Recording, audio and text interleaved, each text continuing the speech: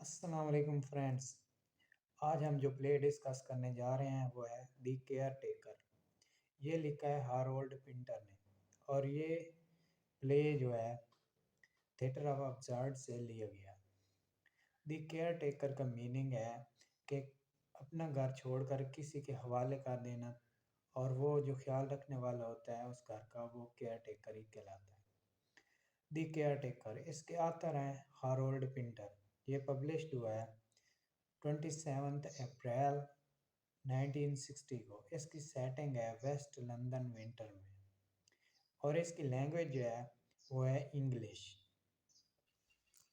और अब हम इस प्ले की समरी डिस्कस करने जा रहे हैं।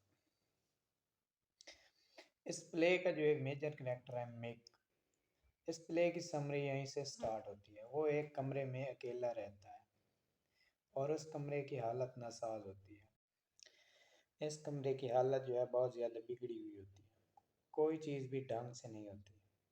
ऐसा लगता है इस कमरे में कोई नहीं रहता, हालांकि जो रहता है वो सिर्फ है मिक। और मिक किसी चीज़ का कोई ख्याल नहीं रखता। इस कमरे में एक स्टैचू होता है बुद्ध मत का, जिसको वो मानते हैं और उसी मज़हब से ये रिलेटिव है। और साथ में एक बकेट भी होती है जो कि छत से लटकाई जाती है, मतलब बाल्टी, ताकि छत से जो पानी लीक होता है वो बाल्टी में आता रहे। और साथ में जो होते हैं दो बिस्तर पड़े होते हैं, और वहीं पर मिक भी साथ में बैठा होता है बिस्तर के ऊपर। मिक बहुत ज़्यादा उदास बैठा होता है और किचन की कुछ चीज़ें भी साथ में पड़ी होती हैं। और इसका छोटा भाई आस्टन आता है इस रूम में, और साथ में डेविस को भी ले आता है जब मिक घर से चला जाता है।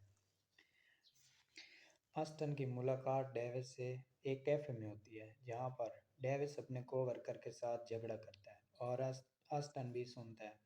आस्टन उनके पास जाता है। आस्टन डेविस की साइड लेता है और झगड़े को रफा दफा करवाता है, और फिर आस्टन डेविस को अपने साथ अपने घर ही ले आता है। जब डेविस घर आता है तो वो रूम की हालत देखता है तो बहुत ज़्यादा बिखरी पड़ी हुई होती है। वो इस आस्टन से रूम की हालत की शिकायत करता है। फिर डेविस जो है आस्टन को कहता है कि मुझे जूतों का पेयर दीजिए। जब वो जूतों का पेयर ले आता है तो डेविस उसमें शिकायत करता है, क्योंकि डेविस जो है वो हर चीज़ में खामियां निकालता रहता है। अक्सर उसकी जो साइको है वो ऐसी भी है, जैसी चीज़ जिस चीज़ को देखता है वो उसमें खामियां ही निकालता रहता है। फिर अस्टन कहता है कि अगर तुम यहाँ रहना चाहते हो तो अपने डॉक्यूमेंट्स, कागजात, सब कुछ लेकर इधर आ जाओ और हमारे घर में एज ए मेड वर्कर काम करते रहना। डेविस अस्टन की इस बात से एग्री कर लेते हैं और कहता है कि कल मैं जाऊंगा सीड कप में, वहाँ पर मेरे डॉक्यूमेंट्स भी हैं, वो भी ले आऊँगा, और साथ में शूज़ भी ले आऊँगा। आपके जो शूज़ हैं ये मुझे कंफर्टेबल नहीं है। अस्टन उसे कहता है ठीक है, कल आप चले जाना और अपने डॉक्यूमेंट्स भी साथ ले आना, और सब कुछ जो कुछ आपको चाहिए वो सब आप ले आना। तो रात का वक्त हो जाता है। अस्टन और डेविस दोनों सो जाते हैं। मिक घर पर नहीं होता।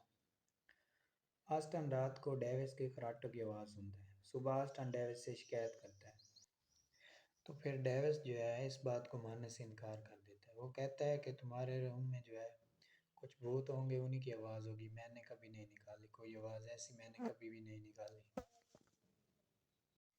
तो आस्टन कहता है चलो ठीक है। आस्टन फिर अपने काम पर चला जाता है।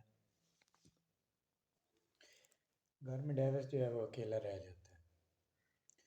डेविस घर की चीज़ों को ऐसे घूर घूर कर देखता है जैसे कोई चोर देख रहा हो। जब मेक वापस आता है अपने घर में, वो देखता है कि एक आदमी जो है वो चीज़ को घूर घूर से देख रहा है और जैसे कि उठाने की कोशिश कर रहा है। तो मेक का डेविस को हैरानी से देखते हैं और उससे पूछता है कि तुम कौन हो, क्या कर रहे हो यहाँ पर। तो मेक उससे सवालात करता है। डेविस उसे बताता है कि मैं जेरी बैकन हूँ, और ऐसा उसे बताता है कि मैं रात को यहीं था, सब कुछ स्टोरी बताता है, सिर्फ अपना नाम गलत बता देता है। तो मेक उसे जो है चोर साबित कर देता है। मेक कहता है कि ये चोर है, और वो समझता है कि ये हमारे घर में कुछ चीज़ें चुरा रहा था। मेक और डेविस के दरमियान झगड़ा होने वाला ही था कि आस्टन ऊपर से आ जाता है। आस्टन बताता है कि डेविस को मैं ही लेकर आया था। तो मेक को उसकी बात मान लेता है, और आस्टन कहता है कि मैं चाहता हूँ कि डेविस को हम अपने घर में एज ए मेड वर्कर रख लें। तो मेक कहता है चलो ठीक है। तो डेविस हैरान हो जाता है ये बात सुनकर। वो क्या सोचता है कि मुझे तो फिर बहुत ज़्यादा काम करने पड़ जाएंगे घर के। तो इस तरह उनके आर्गूमेंट्स हो जाते हैं। फिर डेविस देखता है कि एक रूम है छोटा सा, उसमें एक ही बल्ब जल रहा है। डेविस उस रूम में चला जाता है, देखता है कि यहाँ पर क्या है और क्यों बल्ब जल रहा है। वहाँ जाता है तो मेक एक कोने में बैठा होता है। मेक सैंडविच खा रहा होता है। डेविस उसके पास जाता है, उससे बात करता है। वो कहता है कि हमें लड़ना झगड़ना नहीं चाहिए, हमें आर्गुमेंट्स कर लेने चाहिए। आप मुझसे हर वक्त क्यों लड़ते रहते हो। तो मेक जो है वो राज़ी हो जाता है। मेक अपना सैंडविच डेविस को दे देता है। फिर उसके बाद डेविस जो है इन दोनों में बदगुमानियाँ पैदा करना चाहता है दोनों भाइयों के दरमियान। मेक को कहता है कि ऑस्टन हर वक्त तुमको क्रिटिसाइज करता रहता है और तुम्हारे खिलाफ बातें करता रहता है। और फिर कहता है कि जब भी मैं फ्री होता हूँ तो मैं सिडकप जाऊँगा और अपने डॉक्यूमेंट्स ले आऊँगा और ज़रूरत की जो चीज़ें हैं वो भी ले आऊँगा। मेक को ऐसी बातें बता रहा होता है। फिर अगली सुबह डेविस बहुत ज़्यादा स्नोरिंग करता है और बहुत ज़्यादा शोर मचाता है। तो अस्टन अगली सुबह फिर डेविस से शिकायत करता है कि तुम बहुत ज़्यादा शोर मचाते हो, स्नोरिंग करते हो। तो डेविस फिर से इनकार कर देता है। डेविस कहता है ये तुम्हारी खुली खिड़कियाँ, इन्हीं की आवाज़ होती है, मैं ऐसा शोर कोई नहीं करता।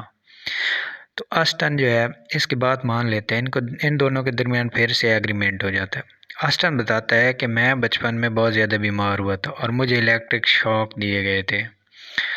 और अस्टन जो है अब किसी से ढंग से बात नहीं कर पाता। लैक ऑफ कम्युनिकेशन की बजाय लैक ऑफ कॉन्फिडेंस ज़ाहिर करता है। तो एक दिन मिक और अस्टन दोनों एक ही रूम में बैठे थे।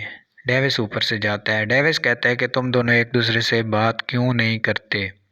तो मिक इस पर कोई जवाब नहीं देता। फिर एक हफ्ता बाद अस्टन और डेविस इकट्ठे सोते हैं एक ही रूम में। तो डेविस जो है फिर से स्नोरिंग करता है। बहुत ज़्यादा शोर मचाता है रात के वक्त। अस्टन जो है बहुत ज़्यादा गुस्सा हो जाता है। डेविस को कहता है कि शोर बंद करो। डेविस भी सामने से गुस्सा हो जाता है।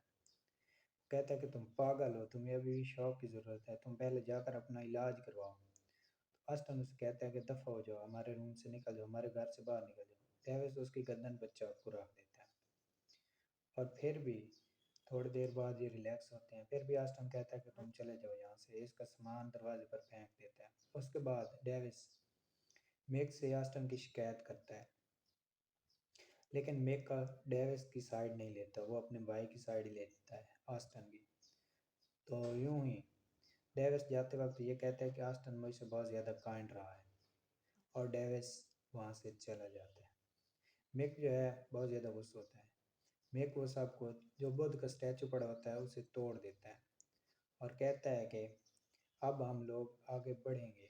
अब हम चुप नहीं रहेंगे, खामोश नहीं रहेंगे, कुछ ना कुछ करेंगे, हर चीज़ पर तवज्जो देंगे, हर चीज़ का ख्याल रखेंगे।